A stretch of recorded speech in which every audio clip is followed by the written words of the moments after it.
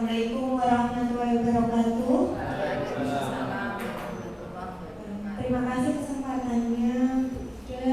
Kali ini saya mau memaparkan laporan orientasi pengenalan nilai dan etika instansi bagi pegawai pemerintah dengan perjanjian kerja.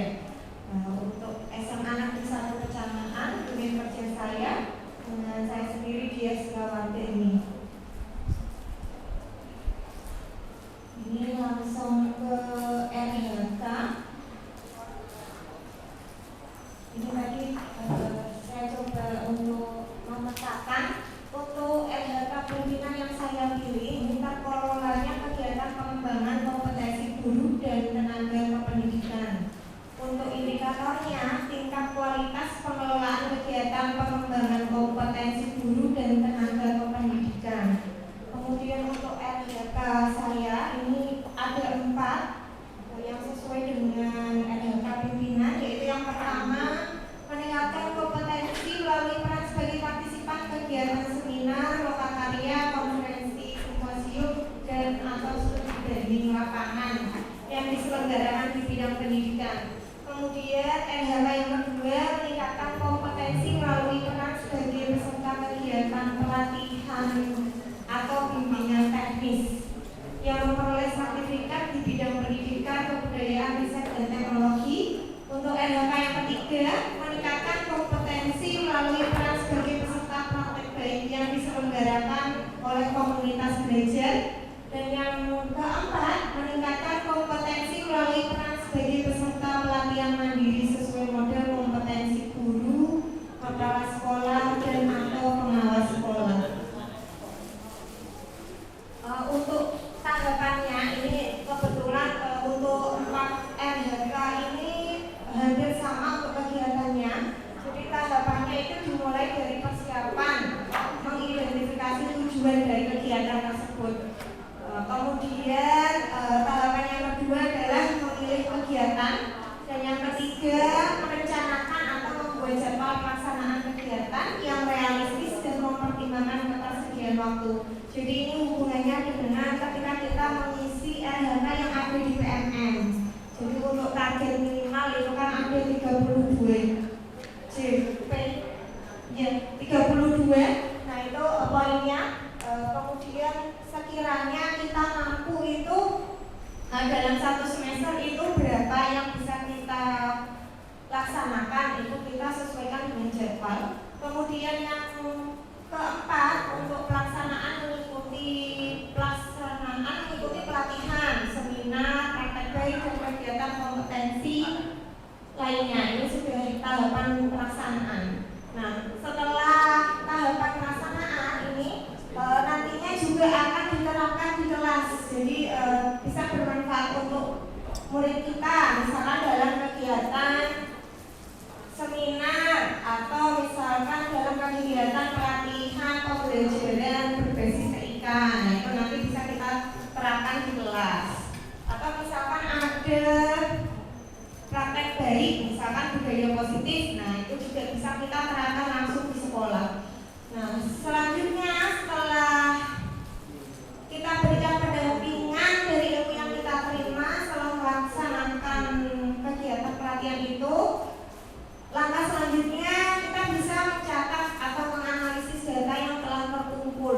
Jadi untuk mengidentifikasi sejauh mana yang kita capai dan mana yang belum, sehingga nantinya bisa ditindaklanjuti di kegiatan selanjutnya seperti kegiatan refleksi. Selanjutnya untuk akhirnya adalah rencana tindak lanjut untuk mengidentifikasi kelemahan yang perlu kita perbaiki pada pelaksanaan untuk kegiatan berikutnya, mana yang perlu kita perbaiki. Nah, untuk outputnya ini bagi guru yang kita dapatkan adalah sebagai guru kita mampu meningkatkan kompetensi dari kegiatan-kegiatan yang sesuai dengan RHK tadi. Kemudian untuk yang kedua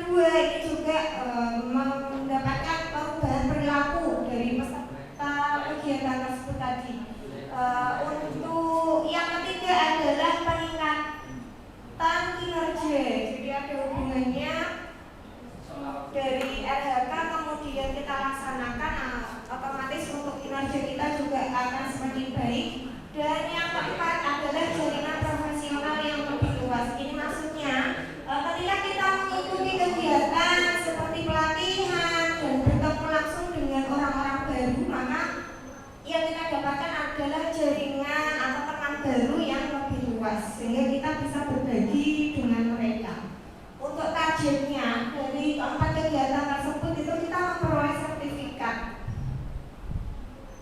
Kemudian untuk penerapan nilai-nilai berakhlak, ini nilai-nilai akhlak yang bisa kita dapatkan adalah berorientasi pada pelayanan, akuntabel, kompeten, harmonis, loyal, adaptif, dan kolaboratif. Untuk RHK-nya yang sesuai dengan RHK pimpinan sebenarnya ada dua, karena yang pertama ini hanya mencakup 4. Ini Bu Ida perlu disampaikan juga atau enggak untuk yang RHK pimpinan yang kedua? Kan hanya satu. Nah, meskipun hanya 4 berarti sudah mencukupi nih. Yang individunya 4, pimpinannya 1. Individu 5. Individu harus 5. Oh, iya. Jadi kemarin itu saya sesuaikan dengan Ekin yang triwulan 3 itu yang sesuai dengan pimpinan itu hanya 4. Jadi tidak Bu, ini kita tidak melaporkan Ekin jenengan ya. Okay. Ini kita berlatih membuat SHK. Berarti bisa nanti revisinya saya tambahkan 1 SHK yang sesuai nih. Ini kan nanti tak sampaikan nanti, monggo lanjut. Oke. Terima kasih. Jika ada pertanyaan mohon disampaikan. Silakan.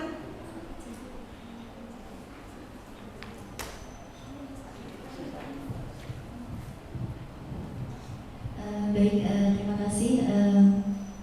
Pertanyaannya tadi kan disampaikan bahwa di salah satu RHK itu Anda berperan sebagai peserta praktik baik yang diselenggarakan di komunitas belajar. Mungkin bisa dijelaskan komunitas belajar yang seperti apa dan mungkin hasilnya apa dan diimplementasikannya itu seperti apa. Terima kasih. Terima kasih Bu Dina untuk pertanyaannya. Saya mencoba menjawab pertanyaan yang diberikan dari Bu Dina. Untuk kegiatan praktek baik yang sudah saya laksanakan, yang sudah saya sebelum-sebelumnya laksanakan itu kegiatan praktek baik yang pertama dari sekolah. Jelas kita punya komunitas belajar dari sekolah. Jadi beberapa bulan yang lalu itu sudah ada kalau tidak salah yang terakhir itu di bulan Juli sama Agustus, Juli antara 3 bulan itu sudah ada 3 kali praktek baik. Nah itu untuk temanya dengan tema budaya positif ya, itu bisa kita laksanakan dan kita dapatkan praktek baik dari sekolah. Kemudian yang kedua dari kegiatan FGMP, kebetulan saya ikut FGMP fisika dan prakarya dan kewirausahaan. Jadi untuk pelaksanaan FGMP fisika ini meskipun tidak tiap kali pertemuan FGMP itu selalu ada praktek baik, tapi dalam 1 tahun itu ada beberapa kali kegiatan praktek baik. Jadi untuk tema-temanya itu lebih ke yang ada hubungannya dengan pelaksanaan KBM. Misalkan ada materi pembelajaran diferensiasi. Nah itu dengan strategi itu bisa kita terapkan ke kelas, ke siswa yang memiliki perbedaan karakter dalam gaya bahasa, minat ataupun cara belajarnya bagaimana begitu. Kemudian untuk yang sering ada praktek baik di prakarya dan kewirausahaan itu lebih ke praktek langsung ke materi. Jadi seperti yang terakhir itu ada praktek pembuatan pin dan muk. Jadi kita ada yang memaparkan materi, cara membuatnya seperti apa, terus nanti kita juga praktek cara membuat pin dan muk itu pernah. Kemudian untuk pembuatan nempel itu juga pernah gitu. Ada beberapa kali juga untuk materi yang hampir sama dengan materi yang saya dapatkan di FGMP Fisika juga ada. Begitu Bu, ada yang perlu ditanyakan lagi? Sudah selesai. Terima kasih. Ada pertanyaan lagi?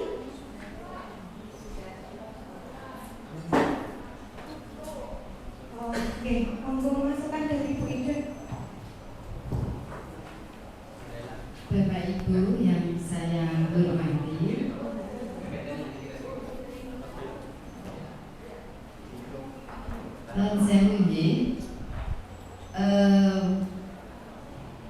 jikalau di dalam penyusunan LHK itu kita temukan sesuatu yang perlu kita perbaiki, mohon pertanyaannya diutamakan dalam penyusunan LHK, karena tujuan utama seminar kali ini adalah bagaimana panjenengan semua mampu menyusun LHK dengan benar. Gitu ya. Nah, Bu Dia bisa dibuka kembali LHK-nya. Bu Dia untuk aspeknya itu ada berapa Bu yang harus kita pikirkan? Dari rencana LHK individu, aspek yang harus dengan pikirkan itu meliputi apa saja? Kualitas, kuantitas, dan waktu. Apakah di dalam tabel ini panjenengan sudah menyebutkan? Ya, nanti dulu Bapak Ibu, maksud saya apa? Jadi jenengan kersane ini dulu kok belum ada, jenengan tanyakan itu kan? Jadi harus. Tadi yang ini sudah ditampilkan langsung yang penjabarannya. Ya, padahal yang saya koreksi kan di jalan ini tabel. Jadi aspek Bapak Ibu ini harus meliputi 3 nih. Nanti kalau jenengan ngerjakan LHK di aplikasi EBKD atau yang ada di PMM kan sama, harus meliputi 3 atau yang di BKD lah ya. Ada 3 kan, kualitas, kuantitas, dan waktu. Nah,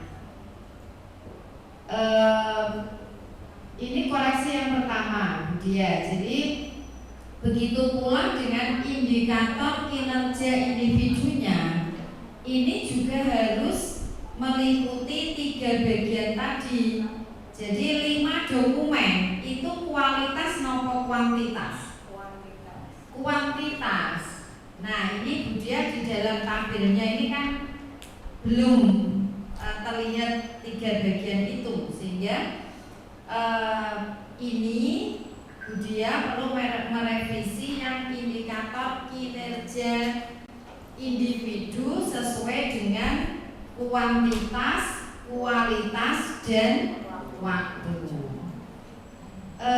Kemudian untuk kegiatan dan tahapan juga harus disesuaikan dengan LHK yang jenengan tentukan. Di sini Bu Dia merencanakan ada partisipan kegiatan seminar, lokakarya, konferensi, simposium, studi banding, berapa ini? 1, 2, 3, 4, 5. Berarti Bu Dia juga harus mendefinisikan kegiatan dan tahapan dari masing-masing kegiatan itu, kan beda-beda. Kalau misalnya dengan partisipannya itu seminar, ini sebagai peserta misalnya, seminar saja ini luring ataukah daring misalnya. Nah, maka kalau menurut saya jika ini memang belum tentu dilakukan semuanya, kalimat yang lebih tepat adalah atau. Kalau kalimatnya seperti ini, pengertiannya kan seminar iya, lokakarya iya, kan begitu Bu Dia. Tapi kalau atau dan atau berarti bisa terlaksana semua atau mungkin hanya salah satu. Nah, begitu pula kegiatan dan tahapannya, misalnya persiapan. Kita bisa bisa juga mengikuti kegiatan itu secara daring. Berarti persiapannya ya aktif mengikuti pengumuman BPSDMD misalnya atau Bankom di Sinaga jenengan itu kan itu maksudnya. Jadi mohon maaf sekali Bapak Ibu, panjenengan semua ini orientasi ini kan mengembalikan jenengan sebagai ASN Provinsi Jawa Tengah. Berarti hal-hal terkait dengan kompetensi pengembangan diri ini yang utama yang harus jenengan ikuti adalah pengembangan diri yang dilakukan oleh BPSDMD Provinsi Jawa Tengah. Jadi harapan saya atau harapan dari orientasi ini di dalam RHK jenengan, kalau jenengan memilih pengembangan kompetensi guru itu muncul di dalam perencanaan jenengan loh, muncul kegiatan jenengan mengikuti BPSDMD. Jadi nanti otomatis masuk di Bankom panjenengan. Tapi kalau yang lain belum tentu otomatis, tapi ada juga pihak lain yang memasukkan ke dalam Bankom. Intinya maksud saya, ketika jenengan memilih indikator pengembangan diri, ya, pengembangan diri ini baik untuk laporan maupun nanti seterusnya, ya Bapak Ibu. Salah satunya pastikan kita merencanakan untuk menggunakan dua sumber pengembangan kompetensi guru. Satu adalah BPSDMD, dua adalah PMM. Sampai hari ini yang wajib diikuti ASN 2 itu. Nah, baru yang ketiga ibaratnya aksesorisnya. Mau webinar ke siapa itu monggo. Tapi dua sumber pengembangan guru ini harus masuk di dalam RHK panjenengan, PMM dan BPSDMD. Begitu ya Bu Diah.